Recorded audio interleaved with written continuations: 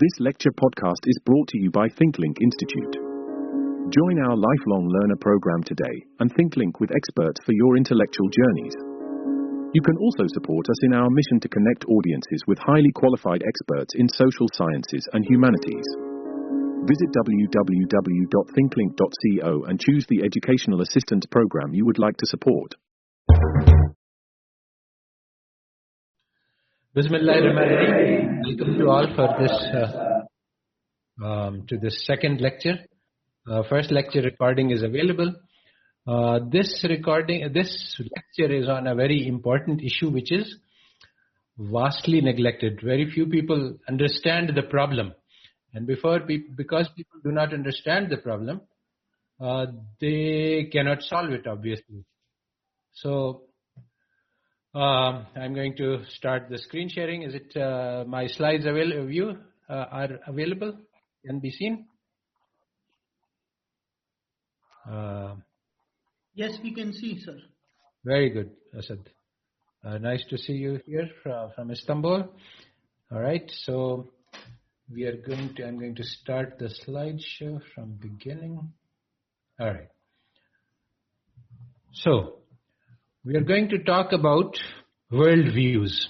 So what is, and I'm going to explain that there are two worldviews which are diametrically opposed to each other. Excuse me, Doctor. Doctor, if you can turn your YouTube window off, because it's, I think, repeating. If you can. I see. Okay. It will take me little time to get there.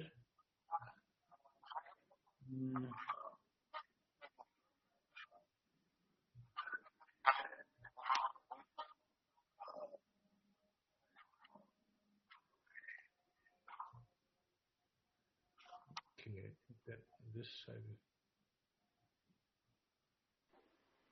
I think that should do it.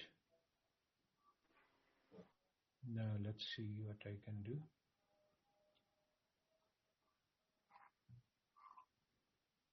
Your screen sharing is paused. Resume share, okay. All right. So is it all right now? Right. I think we are good to go. All right. So I was trying to explain that. And Doctor, one more thing, if you can put it on slideshow, so it will maximize. Oh yeah, right.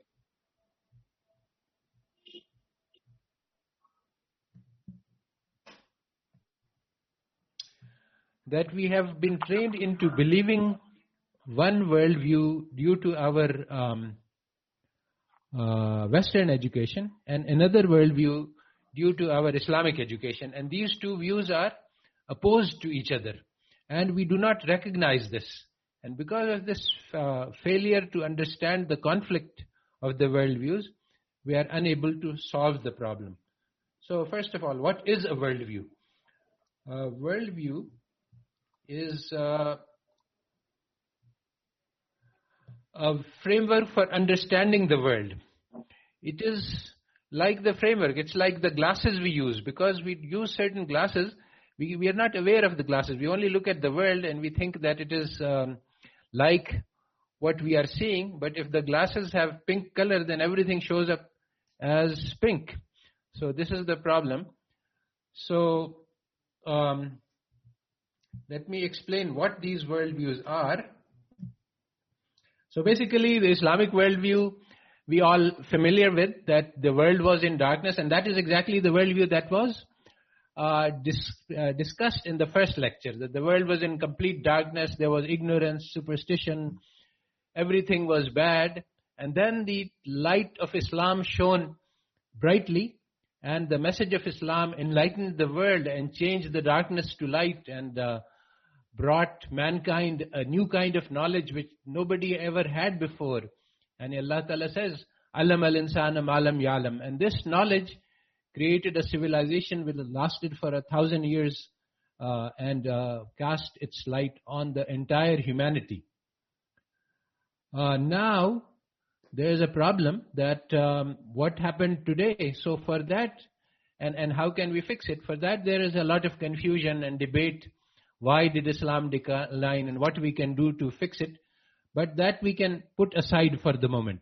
Whatever it is, there are some temporary problems, but these can be fixed. That is part of the worldview. Now, as opposed to this, we are all trained to believe both by our education and also by how we see the world in an opposite worldview. According to this worldview, the whole world was in darkness and ignorance and superstition until the sun of reason rose in Europe in the 16th century. And according to the European accounts, for the first time, mankind learned to think. The Europeans invented science and technology, and they made tremendous advances in all fields of knowledge for the first time in human history.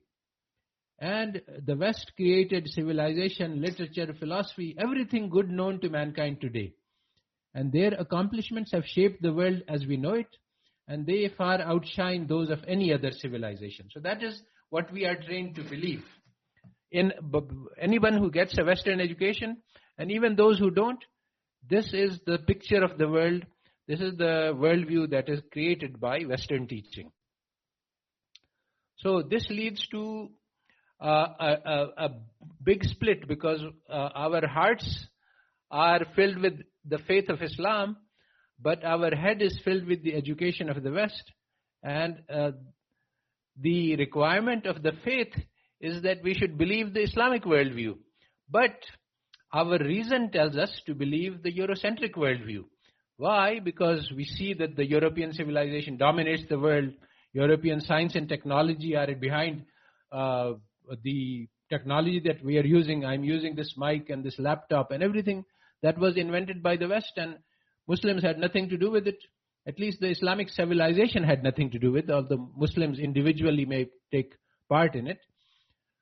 And so we all recognize them as the Europeans are the developed countries and we are underdeveloped. And Islam is nowhere in sight. Islamic teachings don't seem to be effective in doing anything except maybe save us on the day of judgment.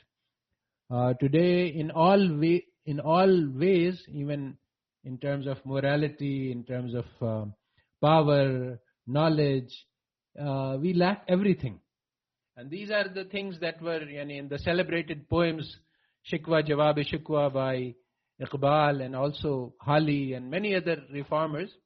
They have remarked on this and have also been puzzled by this, because why is it that Islam was so powerful for 1,000 years and suddenly it has lost all its power? So today we are anybody who receives an education is trained to see the world with European glasses. We have 20 years of education which all teach us everything that was taught in the West. We learned physics and chemistry and biology and mathematics and calculus and anthropology and political science and everything. So by practice, by our experience, we see that Western knowledge dominates the world. Everything that is useful to know to navigate the world today was developed by the West. So regardless of what our heart tells us and regardless of what the Quran says, our experience, our eyes show us that the Eurocentric worldview is right, that yes, everything that is useful, that is known to man, was invented in Europe after the 16th century. And Islamic heritage and Islamic knowledge and the Quran and the Hadith, these are all just obsolete. So once we believe the Eurocentric worldview, this makes it impossible to understand what Islam is teaching us. And that is exactly one of the reasons why Islam came as a stranger and will become a stranger. Alright, so before we go into the reasons, let's explain that even modern historians are well aware that Islam did create a revolution, and they have an explanation for this puzzle. And they say that yes, Islam was a great religion, it was perfect for its time, and it brought great advances to humankind, but that is now the past. Islamic teachings are obsolete. Since the 16th century, we have entered into the modern world. Everything is different now, Islamic teachings were perfect for their time, but they are no longer of any use today. And so today the only path to progress lies in understanding Western knowledge and fruits of Western civilization. Now, a Muslim cannot accept this because this is directly contrary to the teachings of the Quran. But we know of no alternative. How can we say anything against? The best Muslims, scholars say that what was all things that were good in Islam were absorbed by the West, and now they have it. So whatever it is, we have to go to the West. So that's how they explain why Quran is now obsolete, because they say that all the good teachings of the Quran has been taken up by the Western civilization, so there is no harm in learning from them.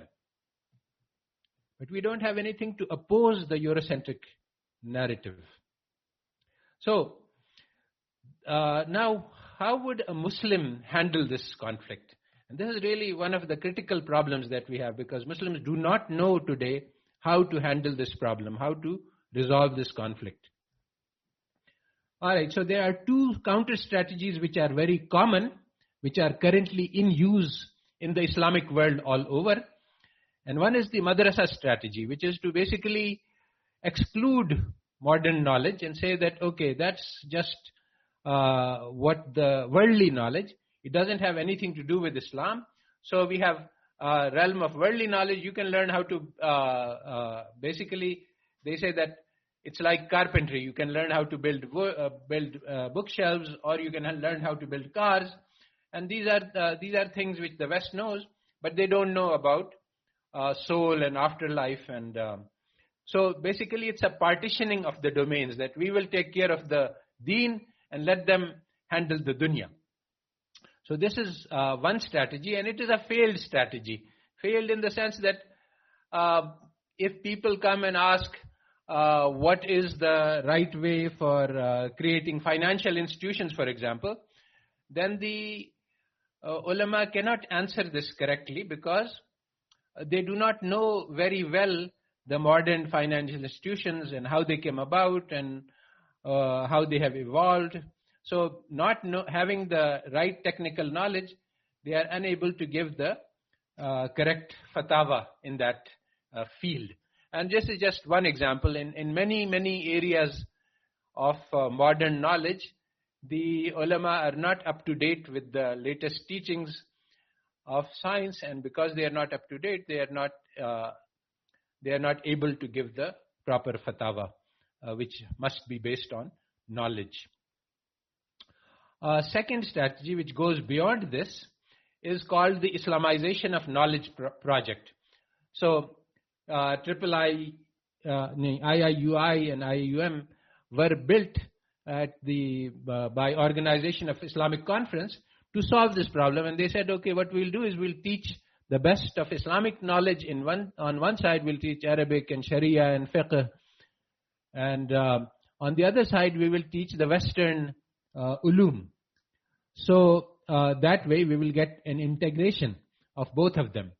But this strategy has failed precisely because of the reason that those people who were using this strategy did not recognize the conflict between the Western teachings and the Islamic teachings. They did not understand that Western secular knowledge, when we are teaching chemistry and physics and biology, we are not just teaching something like building wood shelves or building cars or building engines. We are also teaching a theory of knowledge, and this theory of knowledge says that this is the only powerful knowledge, that science is the only real knowledge that mankind has. So it is actually a different religion from Islam. But because it doesn't claim to be a religion, Muslims did not recognize this as a religion. So the religious aspects of the Western teaching conflict with Islam, but they are not recognized as such. It's obvious that, so suppose that we would say that, okay, to progress we need to be Catholics or to be Chinese religion, Confucius, because they are leaders, so let's teach Confucianism and Islam at the same time. Then people would understand that this cannot be done because they are separate religions. But when Western worldview, which is hidden inside Western teachings, is in conflict with Islam. This was not recognized, and that's why the attempt was made to teach both of them side by side, and it has not worked very well. So what do we need to do? We have to adopt the Ghazali strategy, which was done in roughly the same circumstances. What happened was that the Ummah became very impressed with Greek science when it first encountered it.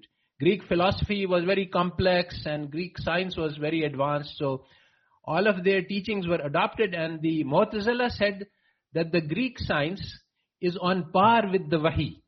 That they said that Aql is on par with Wahi, but by Aql they meant Greek philosophy. And so this was a great fitna, and that was overcome by Ghazali. And he wrote that the Tahafatul Philosopher, which rejected the Greek philosophy and said that it's full of errors and contradictions and holes. Otherwise, you see, basically today I have called this the problem of the modern Mu'tazila. The central problem the Muslim Ummah faces today is that we have accepted Western science, Western knowledge as being on par with Wahi. So if we see any contradiction or conflict between Western teaching and Quran, we say that since Western teaching is just as strong, just as pure as Wahi, because it's based on Aql, so then we will rationalize the Quran and we'll say, okay, we will explain away the Quran. I can give several examples of this where conflict between Quran and Western teaching was resolved in favor of the Western science, and the Quran was rejected. So this is this is a serious problem. So the three-part strategy. First is a book by Ghazali called Al-Munqidh min al-Dalal, which is deliverance from error. So the first thing is required is to strengthen the faith that yes, if Allah Ta'ala says something, it is true, and no matter who says something against it, the Quran is our first source of knowledge. So this requires having strong faith in the heart. Then the second strategy is Tahafatul Philosophy. We must reject the Eurocentric worldview. We cannot take it side by side that yes, Eurocentric worldview is also right and Islamic worldview is also right. And this is what people are trying to do. That yes, they are also right and we are also right. This cannot be done. And the third thing is Ahya Ulumuddin, which means that to show that what the West has done can be done better by applying Islam. So, for example, West has developed political science, but their political science is based on the wrong principles. And we can develop an alternative based on Islamic principles, which will be better, which will be superior. So these three steps are needed, and all three require work and effort. As we said, that there are two things that we need to do, jihad and ijtihad. Jihad is efforts on these three fronts of knowledge. The real jihad is on the front of knowledge, not with the swords. So the task before us is very beautifully summarized by this verse from Iqbal. And he says that my eyes were not dazzled by the brilliance of Western wisdom. They were protected by the dust of Medina and Najaf. Iqbal may have survived, but we did not. Because our eyes are dazzled by the brilliance of wisdom, Western wisdom, we cannot understand and we cannot benefit from the message of Medina. So, first we must understand what the Western worldview is, because it is not explicitly stated in their books. This is built into the teachings. So, what does Western education teaches us? Who created the universe? There is no answer to this in the Western. And actually the answer is that it was created by accident. But because this question is not mentioned anywhere, nobody asked this question in Western science. So automatically the students who learn say that this is not an important question, or it doesn't matter, or they absorb the Western view, which is by accident. So there is no purpose for the creation of the universe. Halake, Allah Ta'ala tells us clearly that this universe was created for a test. What is the purpose of creation of man? Again, man is just another animal, and he came into being by evolution. So what is the goal of our lives? There is no goal. We are just like animals. We should search for pleasure, luxury, power, fame, whatever you like. whatever you want. We only live for a few days, and we should just enjoy life. So what are the rules of morality? Very, very important that there are no rules of morality. Machiavelli said that the morality is just to keep the public deceived, and the rulers should just follow whatever is necessary. They should deceive people, they should torture, they should threaten people with very heavy punishments, and etc. And these things are actually currently being used in the West to conduct policy. So, for example, this whole menace of Islamic terrorism has been created to keep the public afraid, so that they don't focus on the real problems. I mean, there's hunger and homelessness by the millions in the USA, but people are not giving budget for that, but they are giving budget for defense because they need to defend themselves against Islamic terrorism. So these are all Machiavellian tactics. How should the society be constructed? Well, basically, according to the Western theory of evolution, this world is just a jungle and we should just fight each other. So everybody is greedy and we should just compete, and there is survival of the fittest, and that's what creates a good society. So the same thing is true in the international arena. If some country has power to invade and conquer, then they have the right to do so. Like America has been conquered Iraq and killed millions of people, but because they are powerful, they have the right to do this, and nobody asks anything. But if one person kills 10 people with a bullet, then because if he is Muslim, this is a cause for concern in the whole world. So this is all what Western education teaches us. According to Eurocentric history, actually history begins in the 16th century. Before that, it is Dark Ages. Well, they say it's Dark Ages of Europe, but actually if you read carefully their accounts, you find that all over the world, China, Spain, this is all prehistory of mankind, ancient things. History really started in 16th century with the rise of reason, science, technology, democracy, secular modernity. And after that only, there was spectacular progress on all fronts, and all of the humanity was left far, far behind. And the colonization of the globe was done to bring the benefits of European civilization to all of humanity. And now the only path for us to progress is to follow the trajectory of Europe. Just like what they did in 16th century, just like what they did in 3 centuries, this is what all of us must do in order to grow up and become a man. There is only one path to progress, and that is to follow the Western model. There is no alternative. So this is the lesson of Eurocentric history. So now, unless we can develop a counter to this, we cannot resolve the problem of Islamic revival. So the first part is to reject the Western philosophy and wisdom. So one essential element of the counter narrative is a pattern of history which was described by Ibn Khaldun, that civilizations become age and they become mature, and then they become old and they become wrapped in less luxury, and then young barbarians who are fresh and uncivilized, they come and defeat them. So, for example, the 700-year-old Islamic civilization in Al-Andalus was defeated by barbarian Europeans. Similarly, the Crusades, the Europeans were barbarians compared to the Muslims. And similarly, the European conquest of the world was done by people who had no civilization, no ethics, no morality. And they, in the Europe, there was breakup of the Catholic Church, there was Protestants and Catholics, and they killed each other with extremely horrible sort of stories. If you want to get an idea, if you compare the Game of Thrones story, you see that they are just killing each other, having wars, and there's no purpose to life. It's just, hello? Yes. Game of Thrones is just that.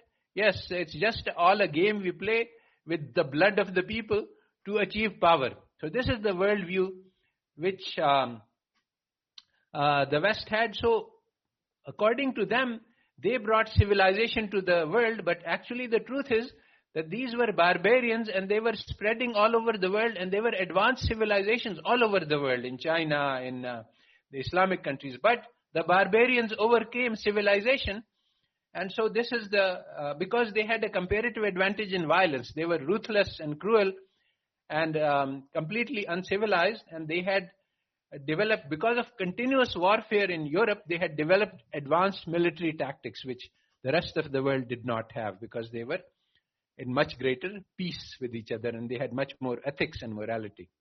So this is a counter narrative. It requires a lot of filling in.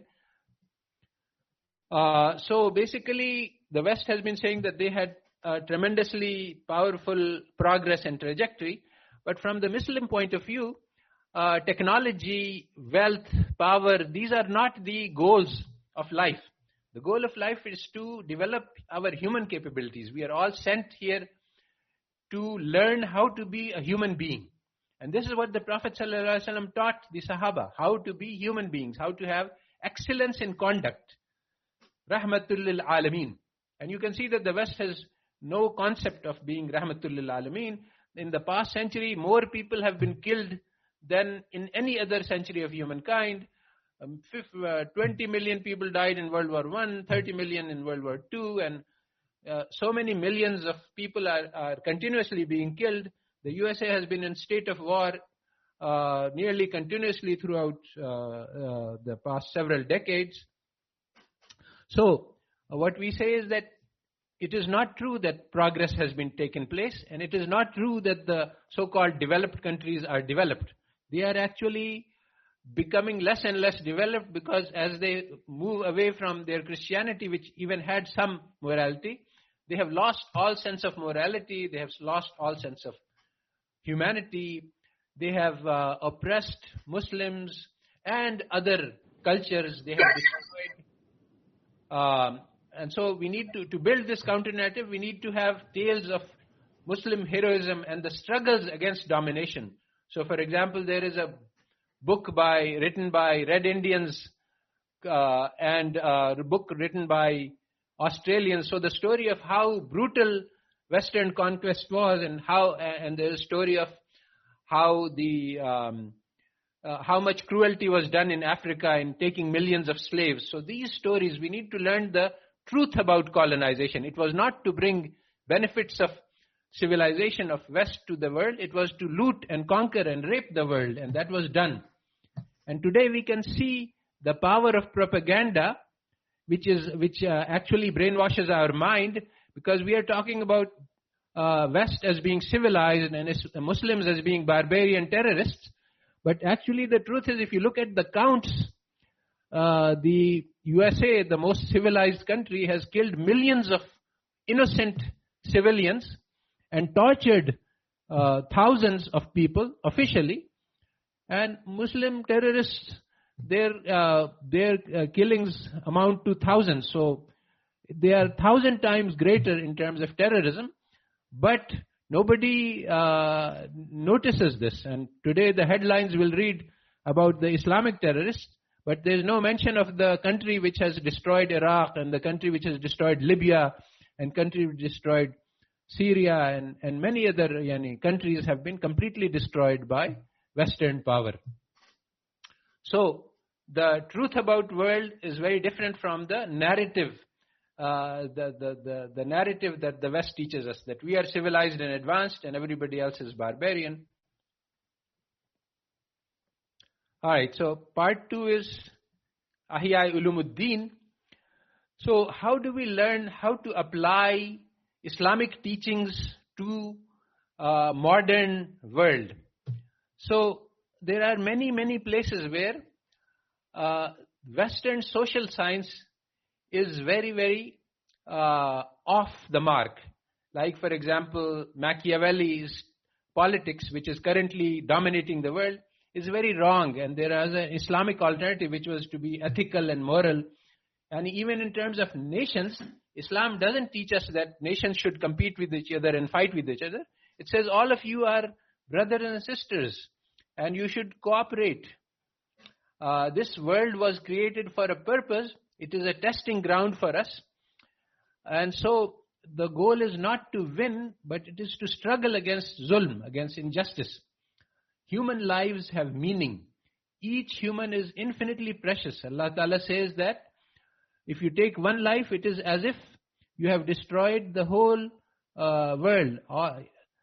But when the American ambassador was asked that, you have killed 500,000 Iraqi children in your policies, so do you think it is right? So she said yes. Yes, it is a difficult question, but for the purpose that we have, we can kill 500,000 children. So Islamic teachings have a different idea about how we should behave, both individually and in communities and in terms of nationality. And the message of Islam is needed today just like it was 14 centuries ago. What the message of Islam teaches us, that the goal is to have the best moral behavior. And this doesn't matter whether you are poor or rich. Remember that when the Prophet ﷺ's time, the Prophet ﷺ and his Sahaba were very poor. They lived very poorly for most of their lives. Even when they became rich, they did not let the effect of this richness be shown in their lives. They had Prophet ﷺ for most of his life, he had meal one day and stayed hungry the next. So the wealth is not a measure of progress and development. Now you see, the West, it developed by looting the world and gathering wealth by zulm. So for them, everything is fair for the pursuit of wealth, and that's their morality and that's their ethics, that whatever you do, if you can make money, then it is jaiz, it is permissible.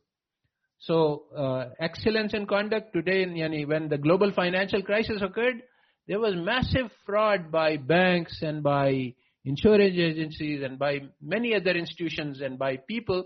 They were trying to, they sold loans to people knowing that they would lose their life savings. And this was done on a large scale. Millions of people lost their homes and their life savings because of fraud done to them deliberately. Why? Because according to the business school teachings in Harvard Business School, they are being taught that, well, if you make profits, then this is the highest goal of conduct. And it justifies everything. You can kill people for profits. And so that is happening today. So the message of Islam is that Prophet ﷺ was Rahmatul lil Alameen. And so we should have the welfare of all humankind in our hearts. And this is the responsibility entrusted to the Ummah. And this is the message of Islam which we must spread to the rest of the world. And the third message is that all men and women are brothers and sisters born of Adam alayhi salam and Hawa. And we are all equal and we are all responsible for each other, just like brothers and sisters. So if anyone is hungry, it is my duty to feed him. If anyone is sick, then it is our collective responsibility to take care of them. If anyone needs education, then we must take care of this. And in Islamic society for 1,000 years, this was done.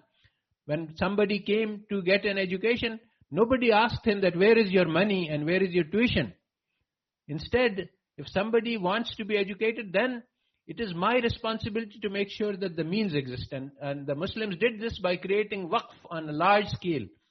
And they had these waqf which would take care of widows and education and the poor and many, many other purposes. About 1/3 of the registered land in Ottoman Empire was denoted to waqf. And these were taking care of social welfare of all of the Muslims. So no one was hungry. And no one who wanted to get an education was uneducated. And literacy was very high in Muslims because everybody was taught to read the Quran. So power is given to us, Allah Ta'ala teaches us, not to make zulm, but to help those who are mazloom. And this is an entirely new concept of power which has been completely forgotten today. Not just by the West, but also by the Muslims who are following the lead of the West. If you have power, then you are entitled to do whatever you can with that power, and no one is entitled to question. Your power gives you the right, so it's the law of the jungle. wealth is given to us to help poor, not to accumulate it. Today, in the COVID crisis, enough money has been created in the hands of the rich for various reasons. The rich have been giving, the top 50 people now have earned money enough to provide vaccines to the entire world. This is just because the system is designed to make the rich richer. So this is absolutely against the teaching of Islam, which says that the wealth should not be concentrated among a few of you. And finally, we were taught that the leader of the people is the servant of the people. Even now, the Muslim rulers claim to serve the people, and everybody claims to, but you can see that this is just words, and the reality is not there. Just like in our prayers, we follow the form, but the reality, the heart, the khushu and the khudu, these are not there anymore for the most part. Illa mashallah. So, although the teaching of Islam that the leader is the servant is still present in the words and in the writing, but it is not in the hearts, and it's not in the action, and it's not in the practice. So this is again a teaching that is desperately needed in modern times. And the final thing is that all of the creation is a family of God. And the way to get near God is to be of service to God. To be of service to the creation, that is the family of God. So today we are living in the Anthropocene. Today more species have been destroyed, species of animals, species of flora, fauna, all of these great treasures of God, these great gifts of God. People are just killing ruthlessly everything for money.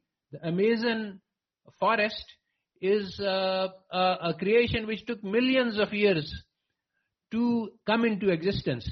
But today the eye which is blinded by money sees only timber to be used to make furniture. It does not see that the forest can never be recreated. The coral reefs, all of the biosphere, the oceans are polluted, the air is polluted. Everything is, the environmental catastrophe threatens to destroy the human life on the planet. Why? Because companies want to make money. Everything is being done for profits. And so any amount of killing of human beings and animals and trees and ecosystems, everything is permissible because we do not treasure these gifts of God. As opposed to this, Islam teaches us that everything that we have is an amana. It is a trust from God. We don't own it. We can't do whatever we like with it. We have to treat it with care, and we have to pass it on to the next generation. So all of these lessons of Islam are desperately needed today. It's not that the teaching of Islam is obsolete and is unnecessary today. It is actually just as needy, even more so, to save mankind from the future that the West is driving us towards, which is an eco-catastrophe. We desperately need the teachings of Islam. So, what do we need to do? This is the last slide. First, we must make internal struggle. That is, we have to strengthen our relationship with Allah. We have to recognize that Allah is the creator of the heavens, of the earth, and He is all powerful. We have to strengthen our faith in Allah and in the book of Allah. And we have to understand that this does contain complete and perfect guidance. And it is an illusion to think that the West can guide us out of our problems. And then we have to make the jihad with the external world.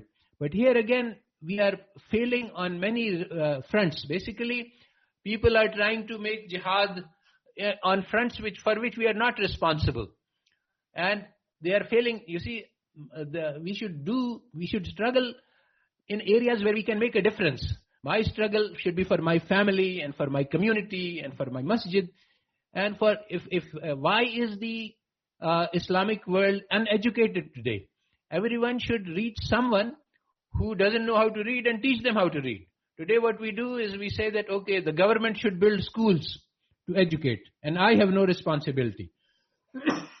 So we spend a lot of time discussing this political party should do that, and that political party should do that, and America should do that, and Russia should do that, and China should do that. But we don't do the things which we can do. So basically, forget about what America can do and what Europe can do and what our presidents can do and what the politicians can do. Try to think, what can I do to change the world? I will be asked about me on the day of judgment. I will not be asked about what Lincoln was, or what Biden was doing and what China was doing. So we spend so much time discussing useless things, and we do not spend time discussing what can I do personally, and maybe with a few friends, what can I do? If every person would feed his neighbor, as Islam teaches us to do, there would be no hunger in the Islamic world. So the last thing that we need to do is that we have learned from the West that only the outcome matters. It doesn't matter how you play the game. As long as you win, you can win by treachery and by cruelty. But the goal is to win. Goal is to get the most amount of goods. The goal is to get the maximum amount of money, regardless of whether it's halal or haram. So we have to replace this by it's not the goal, it's a journey. The life is just a test. We are here only for a short time, and we are not asked to win. We are asked to play the game correctly. We are asked to follow the rules, regardless of whether we get shahada or whether we get victory. Victory is in the hands of Allah, but the effort is in our hands. So this is very important, to replace the goal-oriented view, because people say that, oh, we've been working so hard to get an Islamic revolution, but our country is still not good.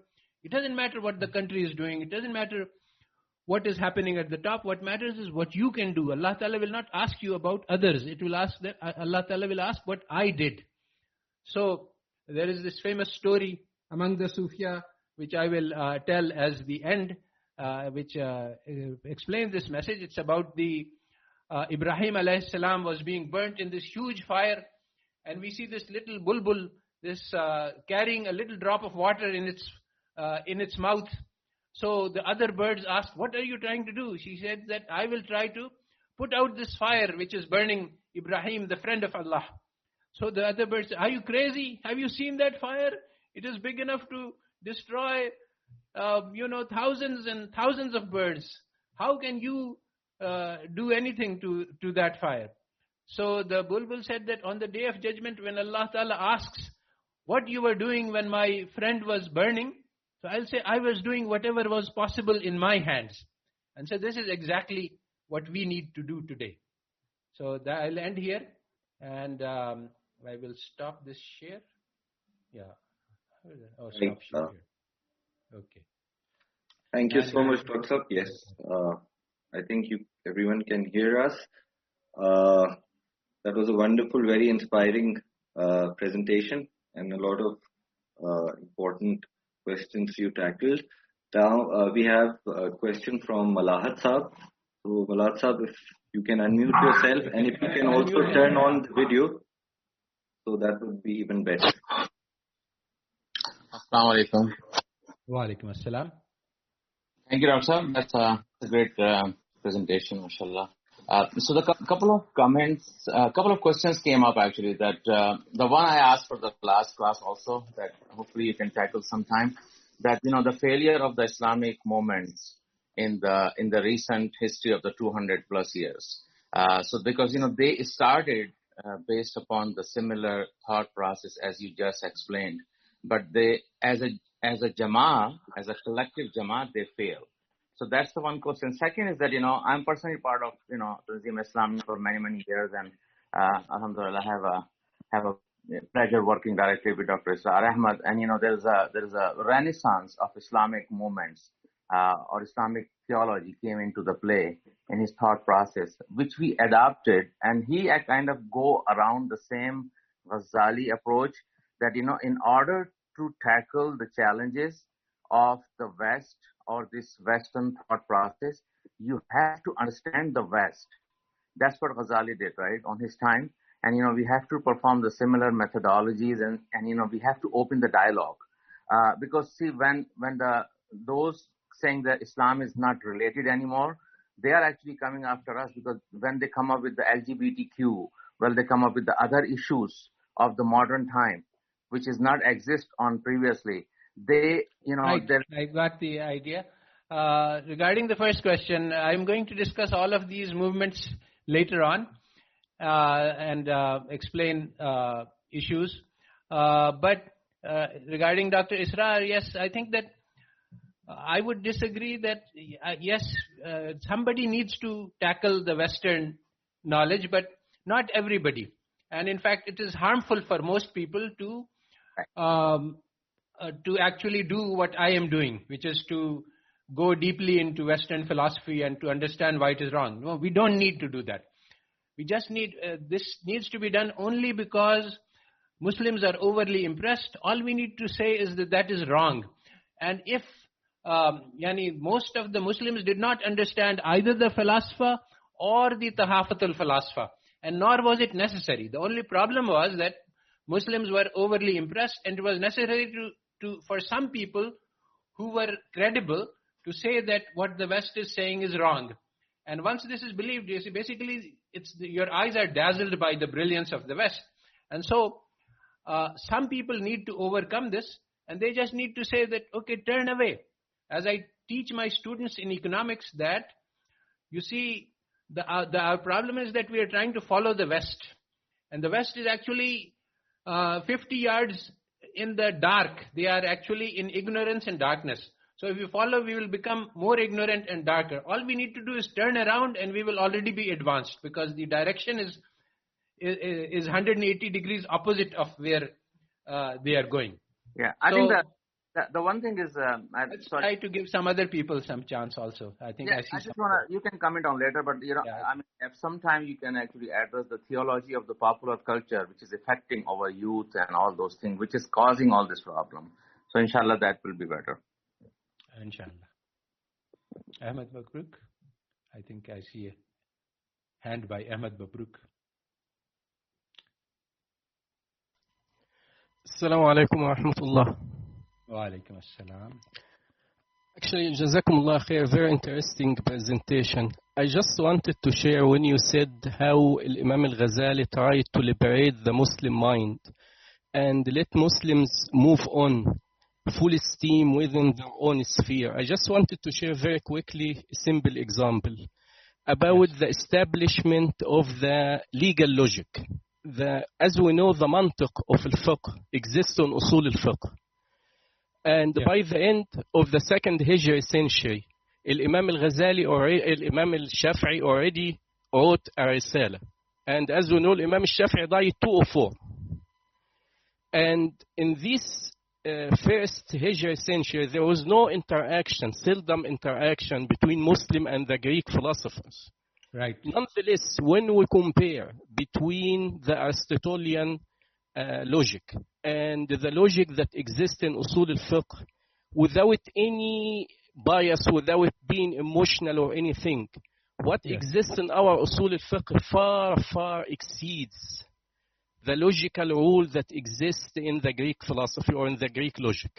Alhamdulillah. And this is something we should try to think how we can replicate that. Of course, the brilliance and the ingenuity of the people is a factor, but this is something we cannot replicate. But perhaps what we can replicate are two factors. Number one is how these early Imams thought based on the principles, and they were able to trigger new ideas. And that's where the issue of educational creativity, how to think, how to solve the problems, how we can come up based on the first principles. I agree with that. The second factor, last thing I say, the second factor is the self-confidence, because you cannot think and come up with new things if you feel inferior. Absolutely. So the confidence can come from history. And talking about these marvelous achievements you have done in the past. I try to be as concise as I can. Thank you. Yes, exactly. I agree with you 100%. When I teach my classes, the first goal of mine is to explain to them that it is not true that the West has only made all the progress in the world, because if you start with this feeling, then you don't feel that you can become a contributor at the world class level. You will content to be an imitator. So it's very important to build this self-confidence, and this inferiority complex definitely gets in the way. So that is really the first step. And for that, you need to develop an alternative to Eurocentric history. You have to show that actually the enlightenment of Europe occurred because of the teachings of the Quran. So actually it was the light of Islam which lit the candle of enlightenment in Europe. And despite that, they didn't get the most important things. Right. Okay. So, Brother Thala, if you can unmute your mic and ask the question. Yes, please go ahead. Thank you very much. Ji Dr. Assalamu alaikum. How are you? Alaikum assalam. Ji Dr. the question that I have is that we accept the thing that we should reject the Western epistemology, as you mentioned in your presentation. But the question is that how? First of all, how? That is the important thing, because we are right now studying Western sciences for at least 16 to 18 years, and then it isn't being internalized in us unconsciously. We unconsciously believe that the progress is what the progress is West has projected to us. We unconsciously believe in their educational system. So the issue is that if we are studying the sciences, the education that the West has produced, then how can we reject it because we unconsciously following their path? You are absolutely right that this so-called de-brainwashing process is a very difficult one. It requires, but there is I have done a lot of work on this, and other people are also doing work on it. So I mean, there is a strategy that needs to be adopted, but it is definitely a lot of work. You can't just shift worldviews at drop of a hat. You have to build many different pillars before you can allow, but before you can change. But we have a strong, solid foundations. The Quran and Islamic history does give us a solid basis on which to build, and there is a lot of work. But yes, you are right. As far as effective strategy is concerned, we have definitely we do not have today in place a system of education which will teach students the Western sciences without infecting them with Western poisons. And that is desperately needed today. We need to develop a system of education in which we can, and this was the goal of the Islamic University in Malaysia and to do that. But they failed because they did not recognize the poisons within the Western education. So one needs to extract that poison and reformat Western education. This is exactly the Islamization of knowledge project. And this is, I think, one of the most important projects facing the Muslims. But success is difficult to achieve because it actually requires rethinking social sciences from scratch. But lots of people are working on this problem now. But yes, definitely there is a need for a lot of work in that area. Dr. Zaman, if you can unmute your mic, please. Assalamu alaikum wa rahmatullah. So, in the era of Imam Ghazali, there were, and in pretty much all eras, there are groups with deviant ideologies and views among the Muslims, and they propose their way as the way to salvation or getting out of the quagmire. So in our era, there are also similar groups, and some appear very Islamic, and then some are very liberal and progressive. So as for a person who is now delving into the struggle to find the right path, how... Yes, we lost your mic there, but that was the first step, Al-Munqidh min al-Dalal, in which Imam Ghazali discusses lots of different sects of Islam at that time, and he basically shows how he was guided out of error, and he also explains how we can find the truth. So he actually gives a methodology for doing that. I myself have been exposed to Tabligh, and they have also created a methodology which I found very satisfactory. They said, okay, let's forget about the controversial issues. take the things which are common to all Muslims and just stick on that. And I found that was very liberating, that if you just focus on things which are in agreement among all Muslims, you are in pretty solid ground, and that is enough. And if you want to do more than that, do it, but let it be your personal belief. Let it not divide the ummah.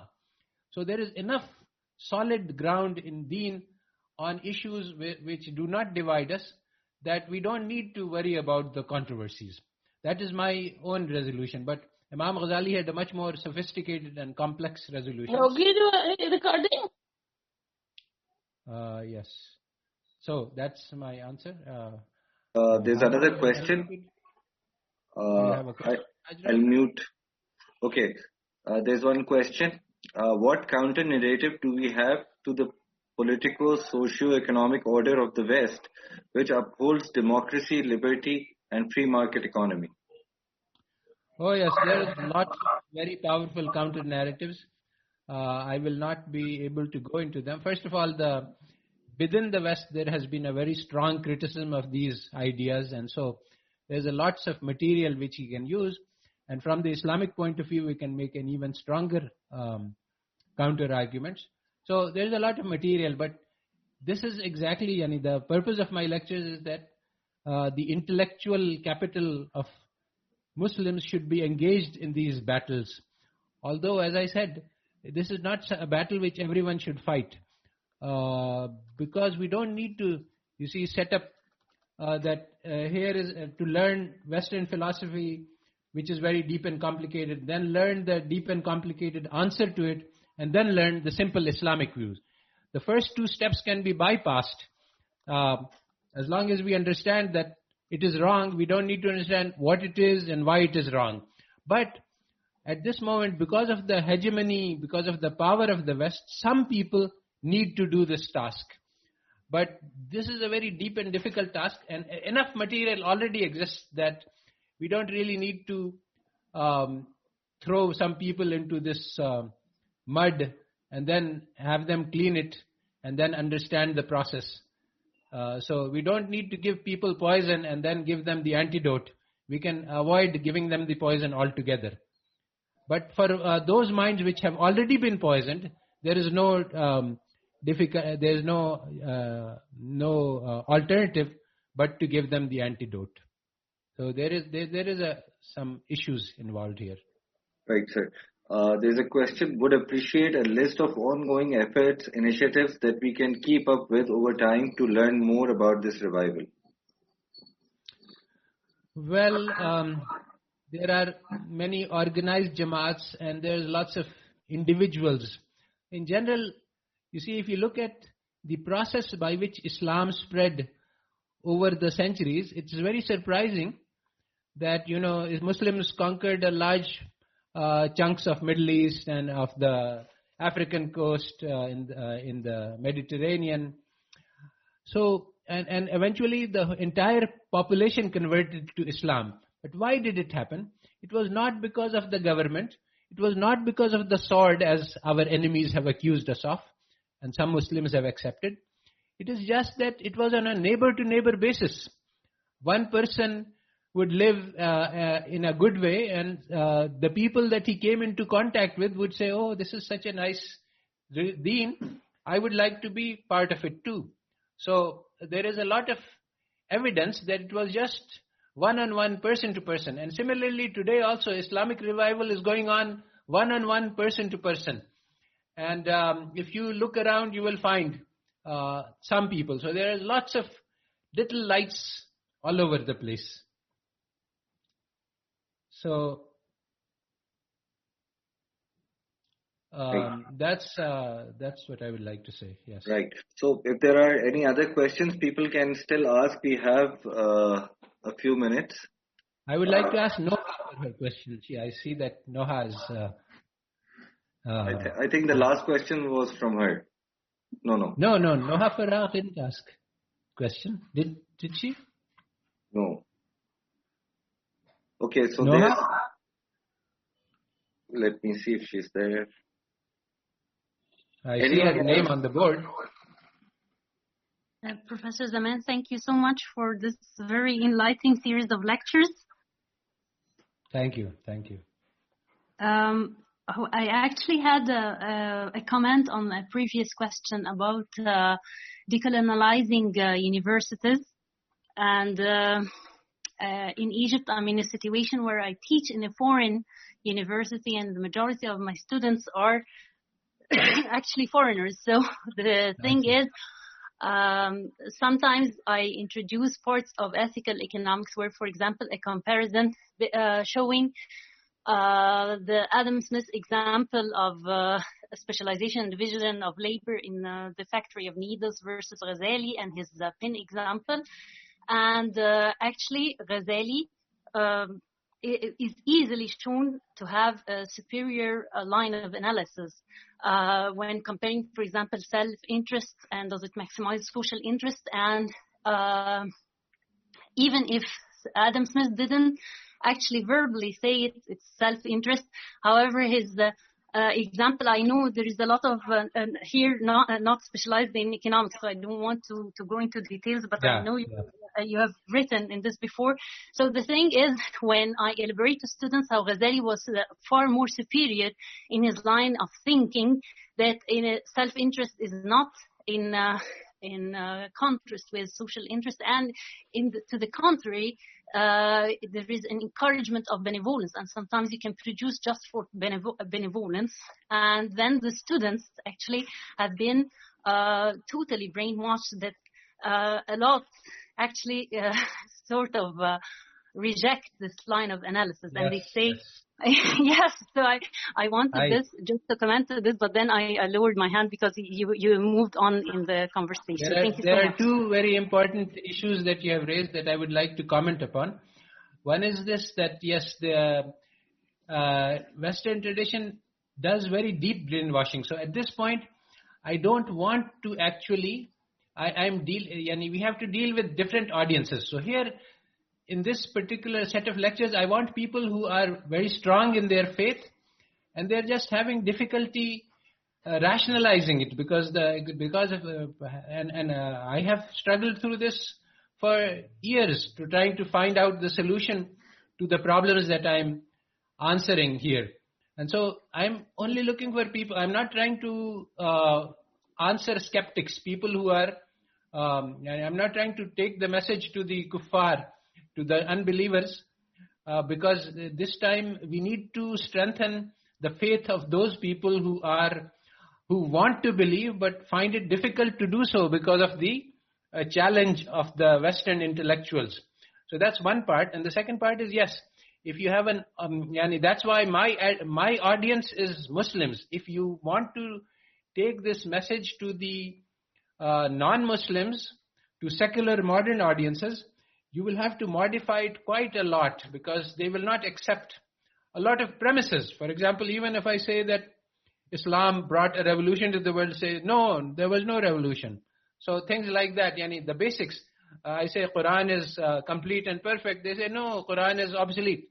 So I don't, at this time, I'm assuming common grounds on the faith. So if you're teaching a modern secular class, you will have to substantially modify the message. And actually, this has been a serious problem among Islamic economists, because they want to publish articles in Western journals. But if you do that, then automatically you have to assume a lot of foundational concepts which modern economists believe in. So you can't start by saying that we believe in the Quran, and anything which is in conflict with the Quran we reject. So then you are automatically outside the boundaries of the rules of discourse within the West. So if you say that I reject selfish behavior because this is not the norm of Islam, then already you are stepping outside the boundaries of Western economic theory. And so basically these are the things that currently these lectures I am addressing Muslims only, and I am trying to create people who will participate with me in the creation of the massive amount of work in terms of creating a new form of Islamic education for Muslims, which teaches them Western science without teaching them Western philosophy and Eurocentric worldview. And this is the job which I think is urgently needed today, and it needs to be done by intellectuals who have deep knowledge of the West. But we don't want to teach our youth the Western knowledge in its current form. We need to transform it. So to give you just one example, you see, there is this Watson of a double helix model, Watson and Crick. He won the Nobel Prize, and he has written, you can find this statement on the internet. Then when he saw this complexity of the human reproduction by the double helix, he was astonished. He said that, he didn't say Subhanallah, but he should have said Subhanallah. Nobody, this cannot be done automatically. It cannot be created. it cannot happen by chance. But because Allah Ta'ala didn't give him hidayah, so he came up with an explanation. He said that there was some rocket ship in some alien civilization, and they were planning to seed the entire universe. So they sent a rocket ship with some organic material to the earth, and then this came, and this was what started life, because it could not start by itself. So he could not admit to God, but he could admit to the idea of an alien civilization. So this is the thing, that there is so many miracles in nature, but when you study biology from Western textbooks, they don't say Subhanallah, Ahsanul Khaliq, Tabarakallah, Ahsanul Khaliqeen, even though you can say it at every step. So that's why we need to rewrite the biology textbooks. And in many places where Allah Ta'ala has put Ayatullah everywhere, but the Western teachings put these in front of your eyes, and they don't mention the Creator. So this is the serious problem. And that's what we need to do to reinvent education in the Islamic world. Yes. Right. Thank you, Dr. Brother Talha wants to ask a question again. Noha, do you want to add a comment to what Dr. said? Thank you so much. Okay. So Talha, you can go ahead. Ji, thank you very much. Dr. I just wanted to ask another question, that we when we go to counter the West, the first thing that we usually when we say that West is not wrong, West is not right, and that they just looted everything out from here, the first thing that usually being up to us is that we were actually the Muslim history that we had in the subcontinent is that we were also some sort of barbaric. We were fighting with each other. Our rural rulers were fighting with each other there for the power. So the thing is that they said that actually the West has given us a model of a very peaceful government sort of thing, and then the Muslim world has not produced anything like that. So how you think that we should counter this thing? Yes, well, you see, what the history of subcontinent we have read is also written by the British, and it is written deliberately. In fact, this idea of bad governance as an excuse for invasion is something which has been picked up by many people, that the West did a lot of cruel and ruthless conquest of alien civilization, and they made the excuse that this is because there was very bad convenience and they were already doing zulm and there was dictatorship. This is not the truth. So we need to relearn the truth about our own history. The Muslims and Hindus were living together peacefully. They were not hating each other. This hating of each other was created by the West as a part of their divide and rule strategy.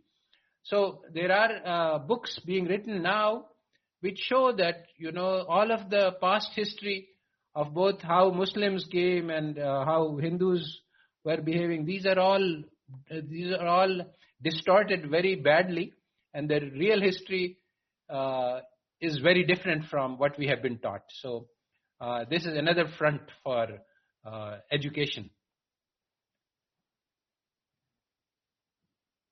So we have to rewrite history from scratch. Right. I think there are no more questions. So, and the time is also up. So I think we can conclude today's session. And just another announcement. Those who have not registered, please do so. We have today's presentation available on the lesson page, the second lesson page. You can access it. And about assignments and quizzes, we would communicate to everyone on email. Secondly, Dr. Saab has requested feedback on last lesson also and today's lesson also. So you can go to the lessons page and put comments over there, and that will reach us. So that's about it. Thank you so much, Dr. Saab. Thank you everyone for participating and coming up with questions. Thank you.